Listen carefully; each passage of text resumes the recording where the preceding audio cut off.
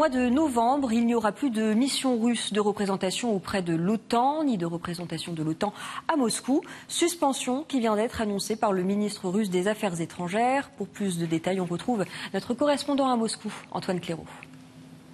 La réponse de Moscou n'aura tardé que quelques jours. Après le renvoi de 8 membres de la mission de représentation russe auprès de l'OTAN, les autorités ont frappé fort. La Russie a décidé de ne plus se voiler la face et d'arrêter, je cite, de prétendre que de meilleures relations avec l'Alliance Atlantique étaient possibles dans un avenir proche.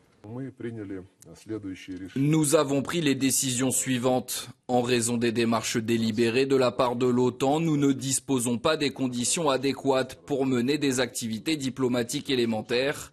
Et en réponse aux actions de l'OTAN, nous suspendons le travail de notre mission permanente auprès de l'OTAN, y compris le travail de représentants militaires en chef, probablement à partir du 1er novembre, ou peut-être que cela prendra encore quelques jours.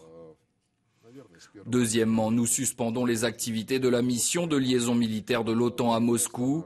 L'accréditation de ses employés sera révoquée à partir du 1er novembre 2021. Et troisièmement, les activités du bureau d'information de l'OTAN à Moscou, qui a été créé auprès de l'ambassade du Royaume de Belgique, prennent fin.